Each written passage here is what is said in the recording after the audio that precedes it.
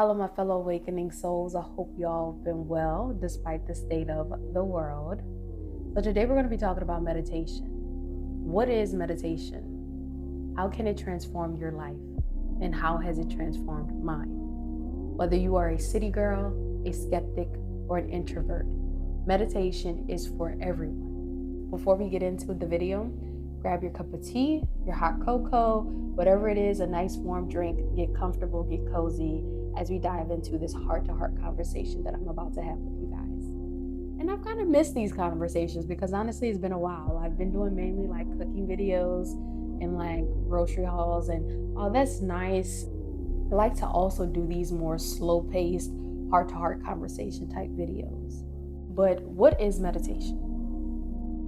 Meditation to me is the act of becoming self-aware, fostering self-awareness within yourself. It's also an act of creating life while also appreciating the life you've been given and connecting with Source, God, Atum, the All, whatever name you prefer to use to describe the creator of the balanced universe. It's fostering that connection with the creator while also becoming self-aware of the being you are now. Becoming aware of your thoughts, your way of being, reflecting on your choices, reflecting on your life, helping you to become more peaceful within. I see meditation as a way of cultivating self-awareness and ultimately aiming to bring about enlightenment. And what I mean by enlightenment is I mean by helping you to cultivate a sense of security and peace within inside yourself. A sense of knowing that no matter what is happening outside of yourself, you have full control over your thoughts, your emotions, your feelings, your choices, and you are aware of your way of being to the point where no matter what's happening outside of yourself, you are at peace. Like, I think that would be the ultimate goal of meditation. And while we're going to start to discuss a little bit later on in the video the different forms and types of meditation, I would say that is ultimately what I think, and from my experience in my readings, is what meditation is about. That connection that you have with the divine and fostering that connection. So before we get into a little bit more about meditation, I want you to contemplate on, what do you think meditation is? When you hear the word meditate or meditation, what is the first thing that pops up in your mind? And it might be this common misconception that a lot of people have, which is that meditation is just for gurus, yogis, or monks in the mountain, which is not true. Meditation does not judge. You see, it is us humans who have a tendency of judging ourselves and judging the world and judging others. But meditation does not judge. Meditation is for all who welcomes it. Meditation does not care about your culture, your religion, your skin color, your sexuality. None of those things matter. When it comes to meditation, if you are open and if you are willing, it can and will benefit you and transform your life, for most of the time, from my experience, the better. Meditation has been around for thousands of years, originating in Hinduism and Buddhism and even cultures before that, such as ancient Egypt, Mesopotamia, and many different cultures that have been here for thousands of years and are still being discovered to this day. Meditation has even been mentioned in Christianity. And I was able to come to that revelation by listening to one of my favorites, which is Reverend Ike. If you don't know who that is, I will leave a link to his channel down below. But he was a reverend back in the day. And to sum it up, he had a spiritual perspective on Christianity. And I think he was an amazing individual as far as his way of breaking the Bible and Christianity down in a way that can aid you in evolving your way of thinking and your way of life. But nevertheless, meditation has been around for thousands of years.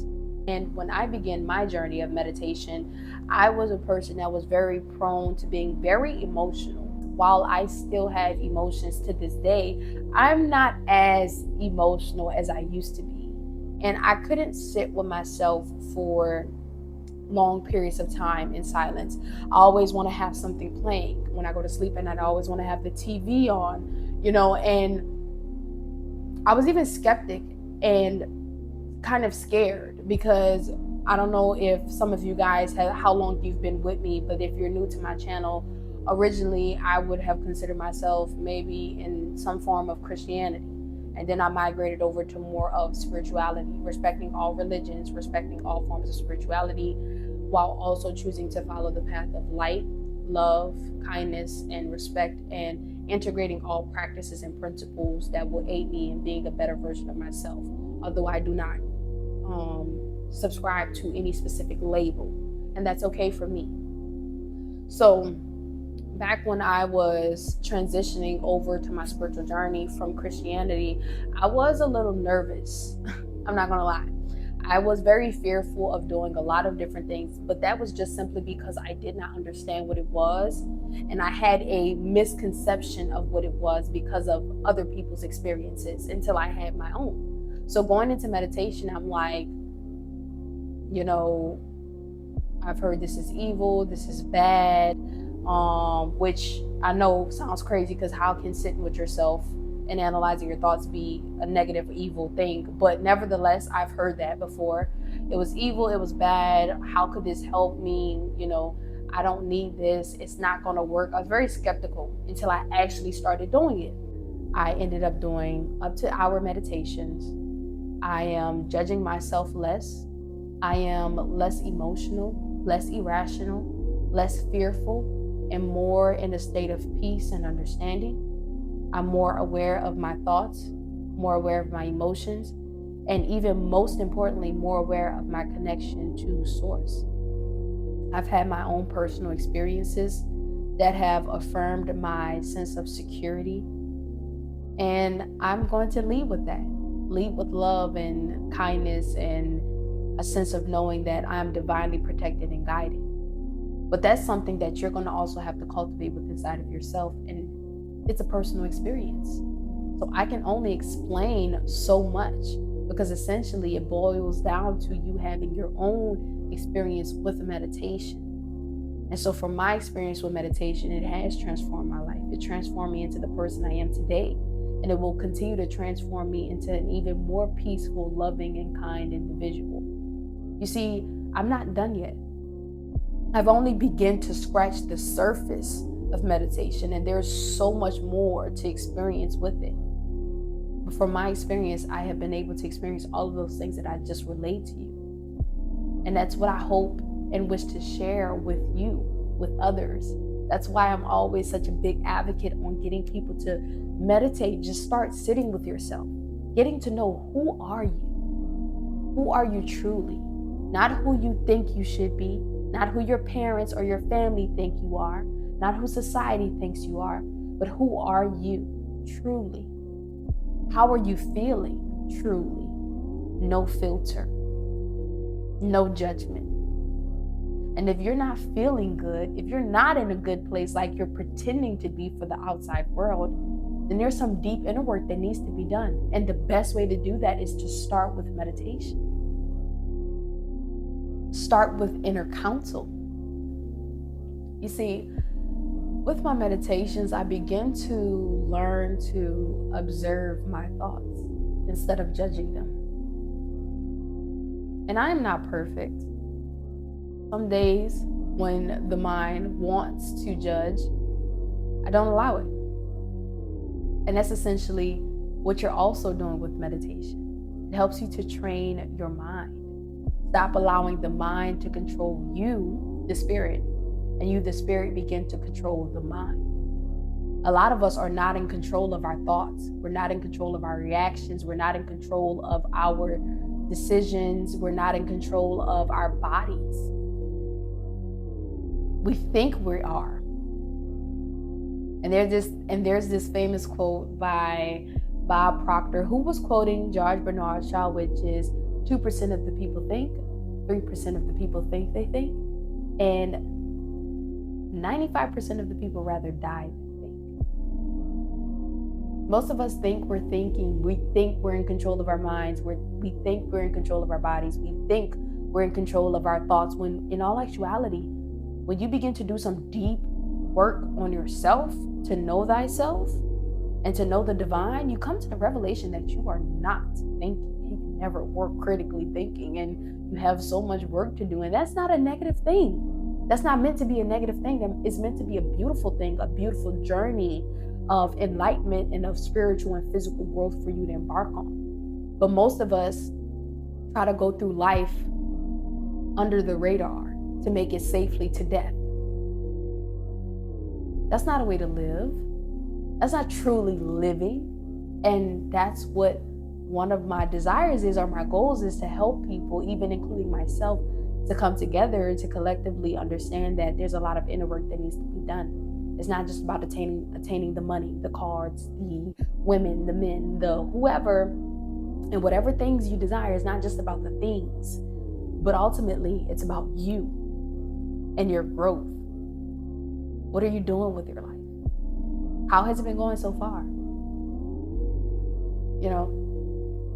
But let's move on into what are the different types of meditation, because there's a lot of misconception around that, where people think meditation is just sitting how I am now, saying a mantra over and over. And while that is one aspect of it, there are many different forms of meditation.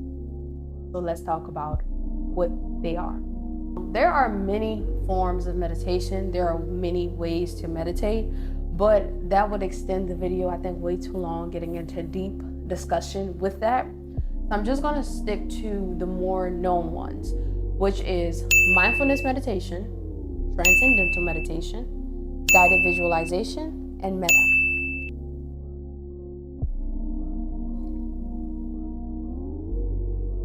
Mindfulness meditation is the act of cultivating self-awareness while also bringing yourself to the present moment. Not worried about the past, not worried about the future, but completely present. Aware of how you're feeling, of what you're thinking, and allowing your thoughts to pass within the mind like clouds in the sky without judgment. It can help cultivate a sense of connectedness, of oneness, of wholeness, and it can also help lower your anxiety. It can bring about clarity, improve your concentration.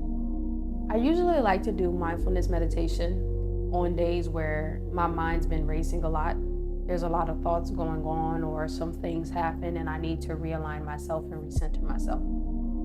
The next form of meditation is Transcendental Meditation, which is pretty similar to mantra meditation, or essentially that is what it is, a mantra. Now, I may make a separate video later on what mantras is, but you can kind of do your own research into mantras. But mantra meditation is basically the act of picking a sound or word that resonates with you and has meaning, and you say this mantra over and over to convey what your intention is and what it is you're trying to do. So for example, there is Om Shanti Om, which essentially is peace to the world and peace within myself. And you say that mantra over and over to convey that intention. You also have the most common mantra, which is Om, which essentially is like the sound of God or the sound of source. Now, when it comes to mantra meditation, essentially this is going to help you reach that transcendental state of mind or state of being, especially quicker, since you are focused on specifically just saying this mantra until you enter that trance-like state. Mantra meditation has been known to help lower your blood pressure, reduce anxiety, and help with your heart health. Now, the next form of meditation would be guided visualization meditation, which is something I've been actively working on myself now. Now, guided visualization meditation is exactly what it sounds like. Now, you can either create your own audios and listen to it and guide yourself through meditating, or you can listen to others. If you're a beginner, I probably recommend listening to others. And then as you advance in your practices, create your own meditations. When it comes to guided visualization meditation, it's really helpful if you have goals that it is that you're trying to see realized on the 3D plane. So essentially, with guided visualization meditation, what you're doing is taking yourself from being a somebody somewhere in some time to being a nobody nowhere in no time, entering the quantum field, becoming fully one with consciousness so that you can begin to create what it is that you wish to experience in this life. Now, this isn't to say it's going to happen within a certain time frame or when you want it, but most of the time, people who take this practice seriously, including myself, end up seeing synchronicities happen on the 3D plane, or end up seeing things happen that they experience in meditation happen physically in their waking life, right? So in guided visualization meditations, you are focused on integrating your senses in the meditation. What does things smell like? What does it feel like? What does it taste like? How do you feel, interacting with your surroundings and whatever experiences you are trying to create in your visualization? You are spirit trying to move matter instead of matter trying to move matter, which most of us try to do. And to get a better understanding of this and to deepen your comprehension of this, I would say get into a book called Becoming Supernatural by Dr. Joe Dispenza. Some of you may have read it or you may have heard of it, but I'm gonna ask you, have you studied it? Have you ingrained the practices and the knowledge in you? If you have not, then I recommend reading it again. I'm on my second round of reading the book and I am studying it. I am understanding the material better. There's this famous saying that I once heard Bob Proctor say, and I take it with me with anything. Anytime you reread a book, you are not discovering something new within the book, but most of the time you are discovering something new within inside of yourself that was always there, but you didn't see before. And that's common with a lot of the books that we read. We read them to read them, but we don't read them to learn from them and implement them and see true change in our life. So with Dr. Joe's book, I've been actually integrating the practices and I've had my own profound experiences, So then the next form of meditation would be metta, which is love and kindness meditation. Essentially, you're cultivating not just love and kindness for yourself, but love and kindness for others.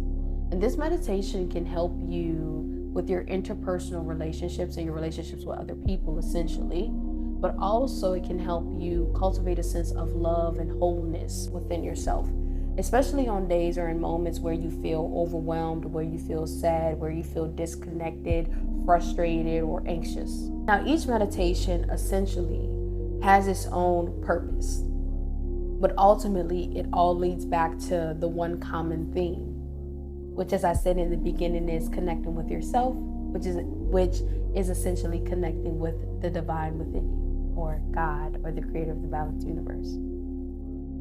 You see, I hope this video inspired you today, or was your reminder to get into meditation, because it can not only transform your physical life, but meditation can transform your spiritual life.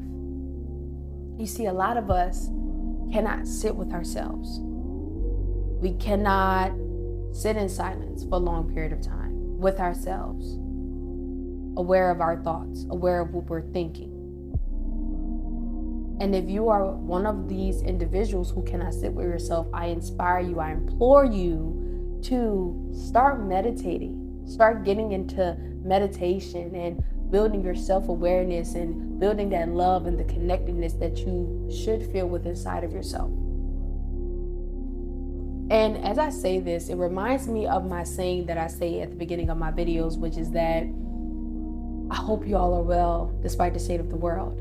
The reason I say this is because you, or the ultimate goal in life or on your spiritual journey, should be to reach a point of enlightenment where you are peaceful and content and at equilibrium, regardless of world conditions, regardless of your current conditions, regardless of what people say or what people are doing.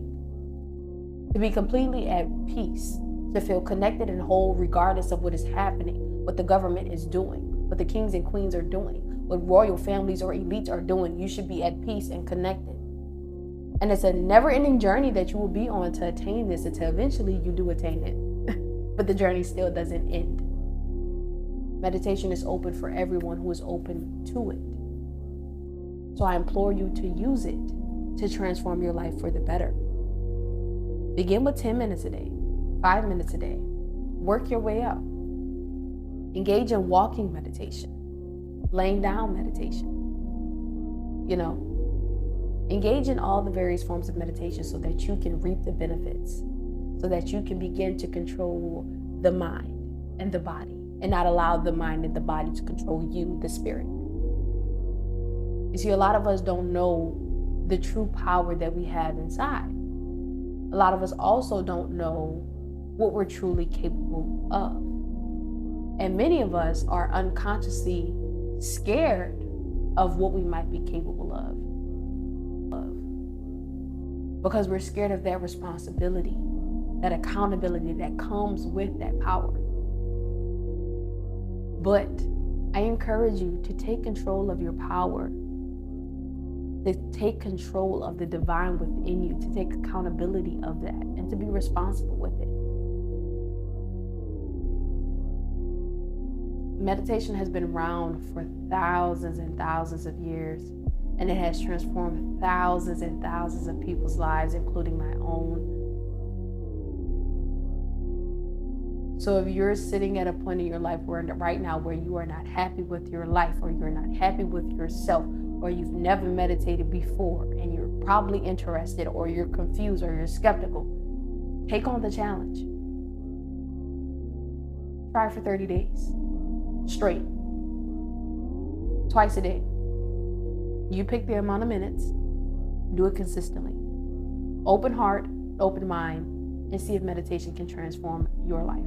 But ultimately, my friends, I hope this helps. I'll see you guys next time.